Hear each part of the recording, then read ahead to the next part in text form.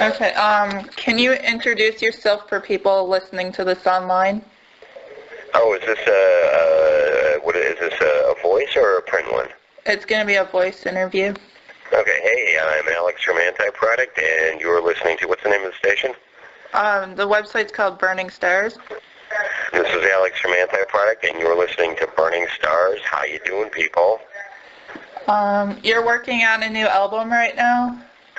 Yeah, actually, last week, Thursday, we finished recording it with Sylvia Massey out at her studio in Weed, California, and that's really the name of the place.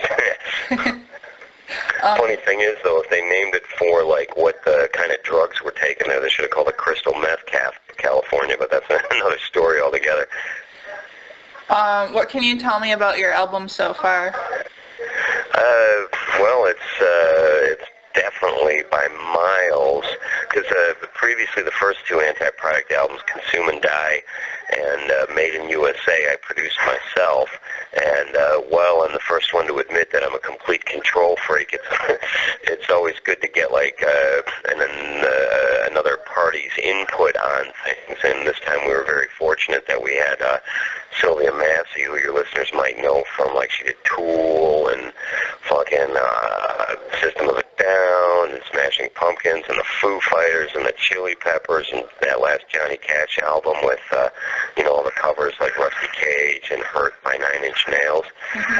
She worked on that as well, and I sent her our first two albums about a year ago, and she just really fell in love with the fact that Anti-Product doesn't play rock and roll like any other band in the world right now, which is part of the whole thing about us, is that we just want to do things our own way and not jump on any bandwagon just to make the quick whore buck and then be washed away with the next tide,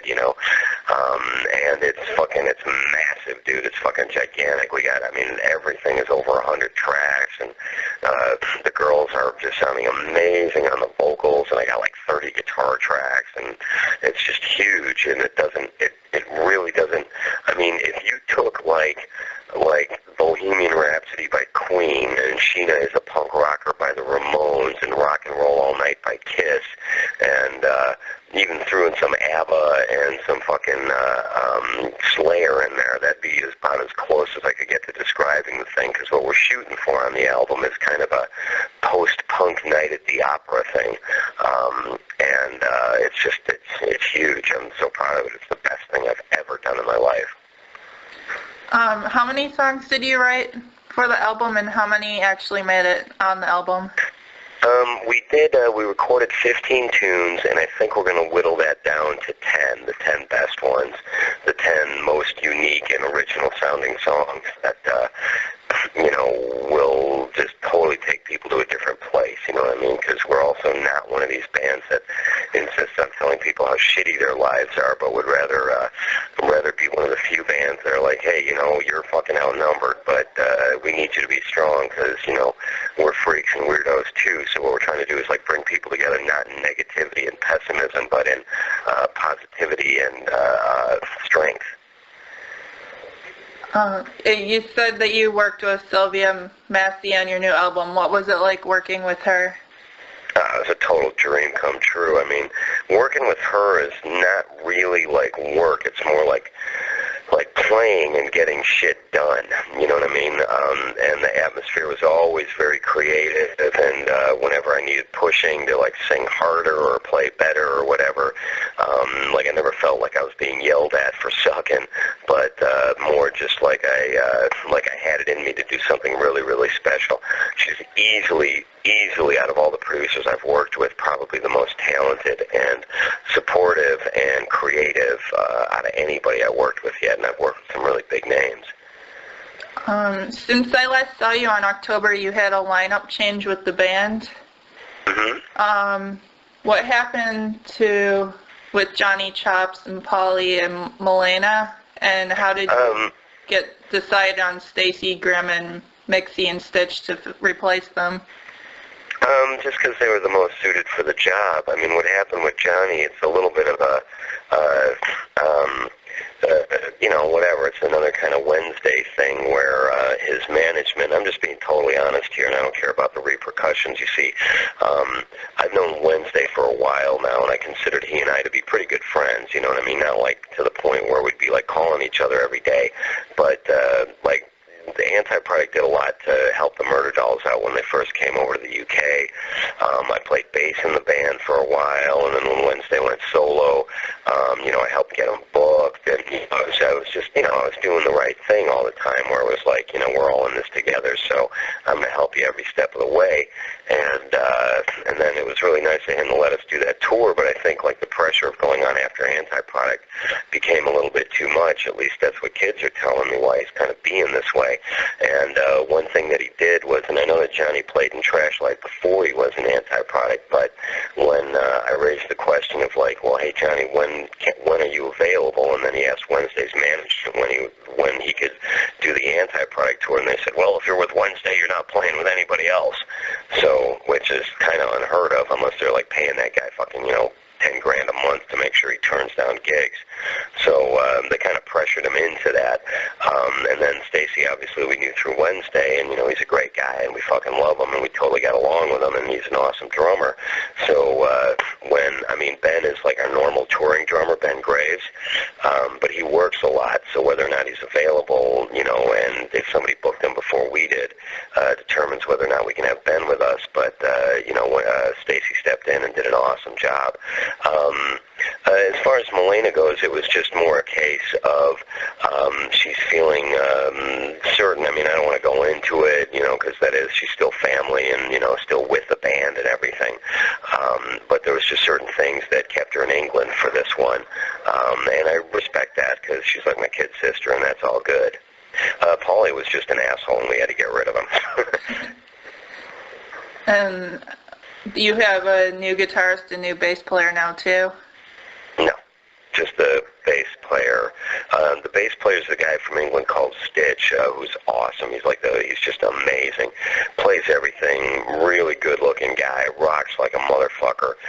He's got his own band in England that he's like the equivalent of me in, where he's kind of like making it all work and ticking over and, calls the shots and whatever. And when the opportunity came up, when it was obvious that Paulie wasn't going to be invited to play with AntiProduct anymore, he got a hold of me right away because he wanted to play with us for a while.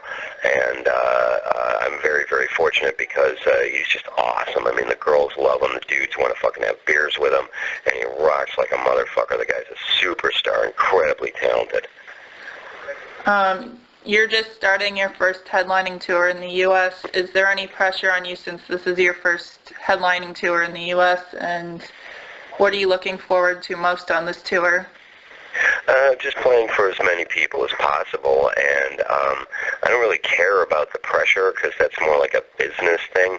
I'm more concerned about delivering a top-notch, world-class band every night, and whether 5 people show up or 5,000 people show up. I mean, in the UK, we're pretty big, so we'll play, packed rooms all the time, but you had to start somewhere, as we did in the UK, and we just went out, we toured, and we went out, we toured, and we went out, we toured, and that's how you build following, and that's all we're focusing on now is playing for the people that want to get into our trip, and, somebody that wants to have a really, really good fucking time listening to a lot of rock and roll.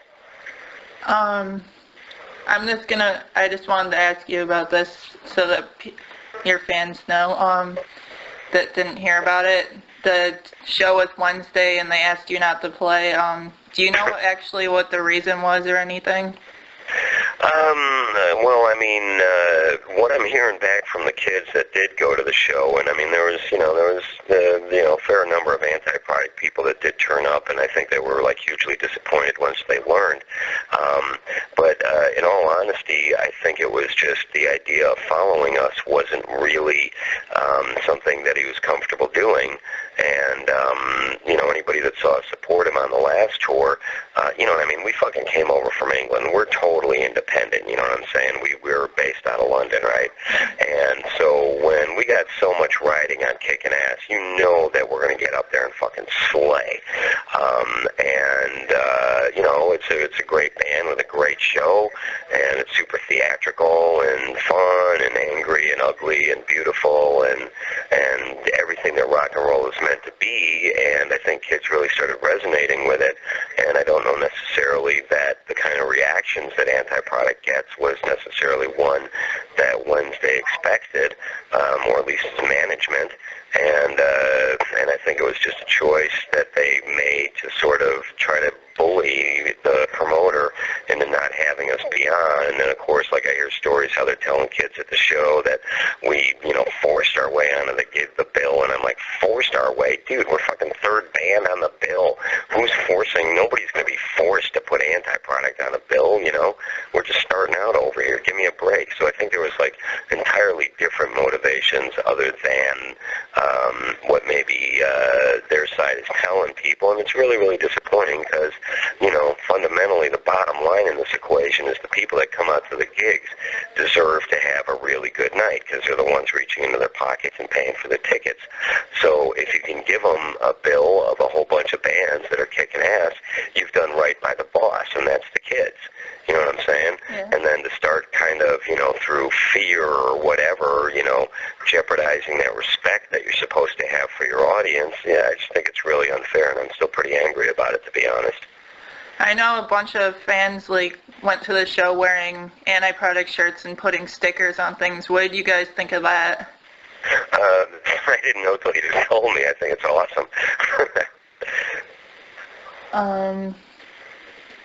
You like to cover songs like The Time Warp at your live shows. How did the idea come about to cover that particular song, and are there other songs you like to cover at your live shows? We like to cover, we like to close the set with a tune that, like, everybody knows because, again, like, in the UK, you know, a lot of people know our songs and they can sing along and everything. And it's definitely, like, big on audience participation.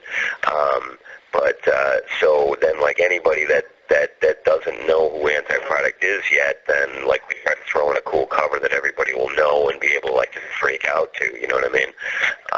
And everybody knows Time Warp, everybody knows fucking Blitzkrieg Bop, which we close with sometimes. You know, we just pick classics that everybody can get into. Is there anyone that you could tour with, dead or alive, and who would it be and why? Yeah, we'd love to tour with Kiss. We'd love to tour with Twisted Sister, Alice Cooper, Foo Fighters. I think we can handle. We've already played with Twisted Sister in the UK, and that was one of the best shows that we've ever done, actually. That was a lot of fun. It was a packed place. I mean, it was rammed to the gills, and by the end of the show, we just had everybody going crazy. And the guys in Twisted Sister even came up to us afterwards who were consummate showmen. I mean, they're just like a totally dialed big league pro band, and even they were giving us you know, lots of credit and kudos. And I mean, they were so, which is kind of going back to the Wednesday thing, like Twisted Sister. When we played, they were like, hey, can we get you anything? You want some water? Can we get you anything off of our rider? You got enough room on stage? I mean, they were being like total big bros to us, you know what I'm saying? And completely making us feel welcome because they knew that they had the goods to kill, you know what I mean? Mm-hmm. So that was just awesome, you know what I mean? And that's kind of like how we want to treat bands too that are opening for us. So, you know, it's just because we're all in this together, basically. So you gotta fucking take care of each other, you know what I'm saying? Yeah. The band has been together for about 8 years now. What was the... Not quite that long, but yeah, go on. That long. Not quite that long. What has been the most memorable experience thus far in your career? Well, we did Ozfest in Europe, and that was pretty amazing. That was great, you know what I mean, because we were playing to 40,000 people a night, and some of those shows were way above, you know, just, I mean, some of the best shows we've ever done. More recently than that, when we played with Wednesday 13 in Philadelphia, that was an awesome show, except for the fact that we literally covered the whole venue in stage blood, and then Claire was doing her fire-breathing stuff.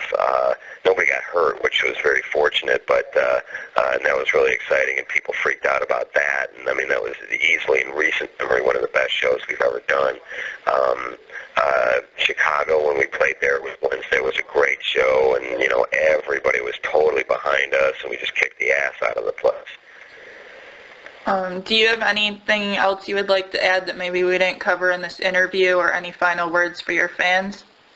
Yeah, man, you are not alone. You are just outnumbered, and it's the people that are the freaks and the weirdos that aren't accepted by the cool people that are actually the most important people on the planet, because they're the ones that think differently than the rest of them. And society or the individual that doesn't understand that will do everything they can to crush uniqueness and turn you into a conformist robot.